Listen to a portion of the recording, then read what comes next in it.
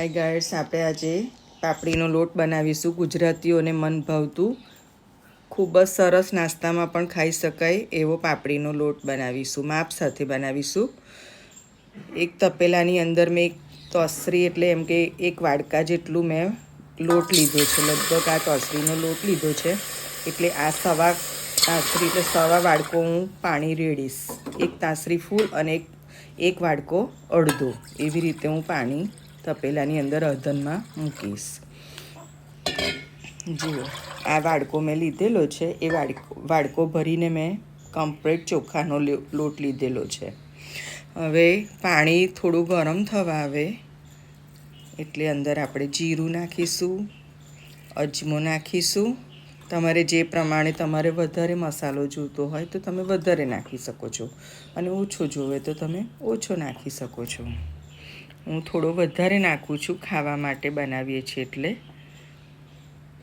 એટલે હું જીરું અને આ જે મરચાં ક્રશ કરેલા છે આપણે આખા પાખા એવી રીતે મરચાં મેં નાખી દીધા છે. લગભગ આ લોટ 250 ગ્રામ જેટલો હશે એટલે એ પ્રમાણે આપણે એમાં મીઠું લગભગ આપણે 2 કે 3 ચમચી તમે થોડું વધારે ખાતા હોય તો આપણે એ પ્રમાણે નાખવાનું. હું આવી રીતે 2 કે 3 ચમચી જેટલું આપણે મીઠું નાખીશું. 3 ચમચી તો લગભગ બરોબર છે એટલે 3 ચમચી જેટલું મીઠું નાખવાનું. તમને લાગે કે ઓછું છે તો થોડો ટેસ્ટ કરી જોવાનો કે મીઠું તમને કેવું લાગે છે, તો એ પ્રમાણે તમે મીઠું નાખી શકો છો. હવે હું એમાં છે ને આપણે જે ખાવાનો છે એટલા માટે હું એમાં 3-4 લવિંગ નાખીશ.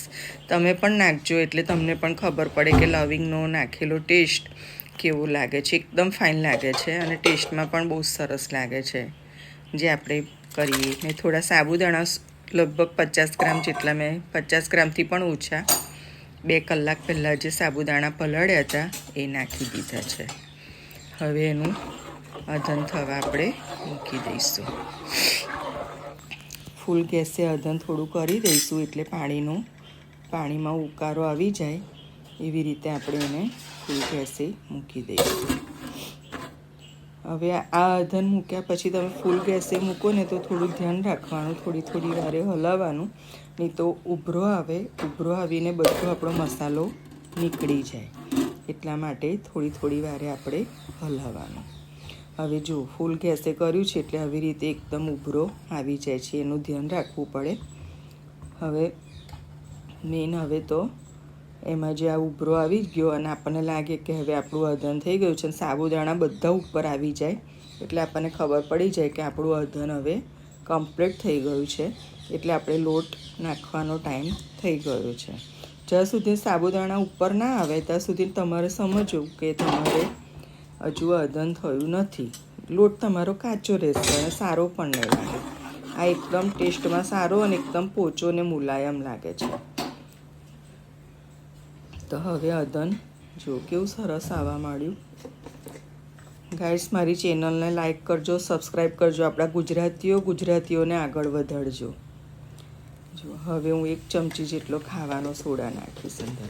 હવે જે અધન ઉપર આવે ને એની અંદર જ તમારે ઉપર લોટ નાખવાનો છે. આ જે ઉભરો ઉપર આવે ને તે વખતે જ તમારે લોટ નાખવાનો છે. જો એ ઉભરો બેસી જશે ને તમે લોટ નાખશો ને તો તમારો લોટ નીચે તળિયે બેસી જશે અને લોટમાં ગાંઠિયા પડી જશે. એટલે આવી રીતે જે એકદમ ધીરો ગેસ કરી દેવાનો અને આવી રીતે જે ઉભરો ઉપર આવ્યો હોય એની અંદર જ તમારે લોટ નાખી દેવાનો.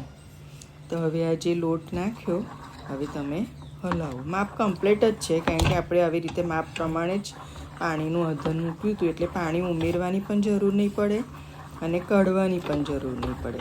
તમારે થોડો કઠણ બનાવવો હોય તો તમે થોડું પાણી કાઢી શકો છો. આવી રીતે કમ્પ્લીટ જ થઈ જશે અને કમ્પ્લીટ જ લોટ બફાઈ જશે. આવી રીતે જે તમે અધન્યો લોટ કે છે અને હવે અધન્યા લોટમાં કેવું તમારે તરત 10 મિનિટ સિજાય અને તરત તમારે જમવા બેસવું હોય તો પણ તમે જમી શકો છો. હવે તમે જે ચોખાની પાપડી બનાવો ને એમાં પણ આવી રીતે સિજાઈને આવી રીતે આ જ માપથી તમે લોટ બનાવો તો કમ્પ્લીટ જ તમારી પાપડી બનશે અને ફૂલીને એટલી સરસ પોચી થશે અને સરસ તમારે ખાવામાં પણ ટેસ્ટી લાગશે. જો આપણો લોટ બફાઈ ગયો છે. હવે આપણે ઉપર મેથીનો મસાલો, જે અથાણાનો મસાલો હોય છે, એ આપણે અંદર સ્પ્રેડ કરીશું. બધાને લગભગ આ લોટ તો કોઈને પણ એવું હોતું નથી કે નથી ભાવતું. ઉપર થોડું સિંગ તેલ નાખીશું. સિંગ તેલથી ખાવામાં ટેસ્ટ બહુ સરસ આવે છે પાપડીના લોટનો, અને ભાવે છે પણ સરસ. ગાઈસ, મારી ચેનલને સબસ્ક્રાઈબ કરજો, લાઈક કરજો અને શેર કરજો. આપણા ગુજરાતીઓને પણ તમે એકબીજાને સપોર્ટ કરજો. જો મારો પાપડીનો લોટ રેડી થઈ ગયો છે. તમારે પણ ખાવો હોય તો મારી ઘરે આવી શકો છો. તમને કેવો લાગ્યો અને તમને આ માપ કેવું લાગ્યું છે એ મને કોમેન્ટ કરીને, તમે જો મારી આખી રેસીપી જોઈ હોય તો મને કોમેન્ટ કરીને જણાવજો કે પાપડીનો લોટનું ખીચું કેવી રીતે બનાવાય અને કેવું લાગ્યું.